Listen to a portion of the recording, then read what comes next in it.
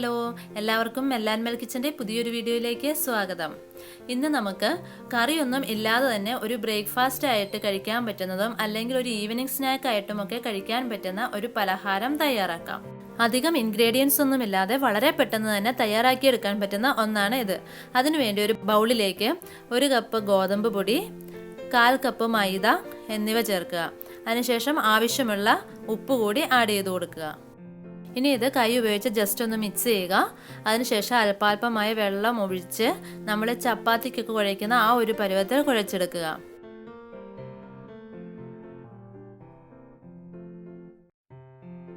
അപ്പോൾ പറഞ്ഞ പോലെ നമ്മുടെ മാവ് ചപ്പാത്തി പരുവത്തിൽ റെഡിയാക്കിയിട്ടുണ്ട്. ഇനി നമുക്കിത് മാറ്റി വയ്ക്കാം. അടുത്തതായി നമുക്ക് ഉള്ളിൽ വെക്കാനുള്ള ഫില്ലിംഗ് തയ്യാറാക്കിയെടുക്കാം. അതിനുവേണ്ടി അത്യാവശ്യം വലിപ്പത്തിലുള്ള ഒരു സവോള ചെറുതായിട്ട് ചോപ്പ് ചെയ്തെടുക്കുക. ഇനി നമുക്ക് വേണ്ടത് 2 മുളകാണ്, പച്ചമുളക് ചെറുതായിട്ട് ചോപ്പ് ചെയ്തെടുക്കുക. ഇനി ഒരു മുട്ട എടുക്കുക. ഇനി ഇതിനാവശ്യത്തിനുള്ള ഉപ്പ് കൂടി ചേർത്ത് കൊടുക്കുക.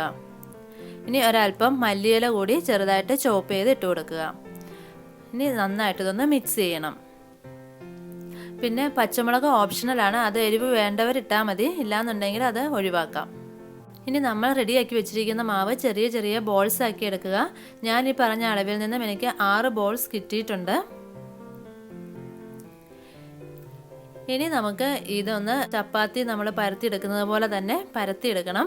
അതിനു മുമ്പ് അതിലേക്ക് കുറച്ച് പൊടി തൂവി കൊടുക്കുക. നമ്മൾ പരത്തുമ്പോൾ തീരെ കനം കുറഞ്ഞു പോവാതെ ശ്രദ്ധിക്കുക. അതുപോലെ തന്നെ എല്ലായിടവും ഒരുപോലെ തന്നെ വരികയും ചെയ്യണം, അതൊന്ന് ശ്രദ്ധിക്കണം കേട്ടോ. ഇനി നമുക്ക് ഇതിൻ്റെ അകത്ത് വെക്കാനുള്ള ഫില്ലിങ് വെച്ച് കൊടുക്കണം. ഞാനിപ്പോൾ ഇവിടെ 1 സ്പൂൺ എടുത്ത് വെച്ചിട്ടുണ്ട്. ഇനി ഇത് നമുക്ക് ഈ കാണുന്ന പോലെ ഒന്ന് മടക്കിയെടുക്കണം. ഇതാ കണ്ടോ, ഇതുപോലെ 2 സൈഡും മടക്കിയിട്ട് പിന്നെ അറ്റവും കൂടെ മടക്കി വയ്ക്കുക. ഇതുപോലെ നമ്മൾ എല്ലാ ബോൾസും ചെയ്തെടുക്കണം. ഇത് നമുക്കൊരു പാത്രത്തിലേക്ക് മാറ്റി വയ്ക്കാം. ഇനി ഇതുപോലെ തന്നെ ഞാൻ മുമ്പേ പറഞ്ഞ പോലെ തന്നെ എല്ലാ ബോൾസും ചെയ്തെടുക്കുക. ചപ്പാത്തി പരത്തുന്ന പോലെ പരത്തുക, ഫില്ലിംഗ് വെക്കുക, മടക്കിയെടുക്കുക. ഇനി നമുക്ക് ഇതെല്ലാം ഒന്ന് ഫ്രൈ ചെയ്തെടുക്കണം. അതിന് വേണ്ടിയിട്ട് ഞാനൊരു പാനിൽ എണ്ണ ഒഴിച്ച് ചൂടാക്കിയിട്ടുണ്ട്. ഇനി നമ്മൾ ഉണ്ടാക്കി വെച്ചിരിക്കുന്നത് ഇട്ട് കൊടുക്കാം. ഇതിപ്പോൾ ഞാൻ ലോ ഫ്ലെയിമിലാണ് വെച്ചിരിക്കുന്നത്. ഇനി അത് തിരിച്ചും മറിച്ചും ഇട്ട് നന്നായി വേവിച്ചെടുക്കുക.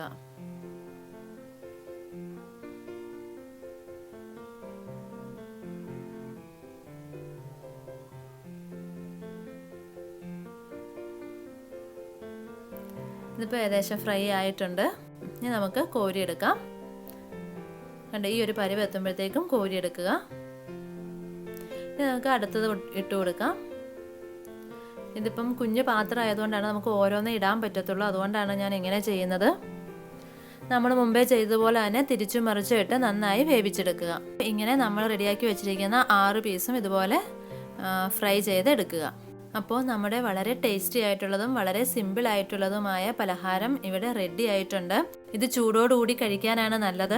പിന്നെ അകത്ത് ഫില്ലിങ്ങിൽ നമ്മൾ മുട്ടയൊക്കെ വെച്ചിരിക്കുന്നത് കൊണ്ട് കറിയൊന്നും ഇല്ലാതെ തന്നെ നമുക്ക് കഴിക്കാം. അപ്പോൾ എല്ലാവരും ഇത് ട്രൈ ചെയ്ത് നോക്കുക. നിങ്ങളുടെ വിലയേറിയ അഭിപ്രായങ്ങൾ കമൻറ്റായി ഞങ്ങളെ അറിയിക്കുക. അതുപോലെ നമ്മുടെ ഈ ചാനൽ സബ്സ്ക്രൈബ് ചെയ്യാത്തവരുണ്ടെങ്കിൽ ഒന്ന് സബ്സ്ക്രൈബ് ചെയ്തേക്കണേ. അപ്പോൾ അടുത്തൊരു വീഡിയോയിലൂടെ നമുക്ക് വീണ്ടും കാണാം. Bye, thank U.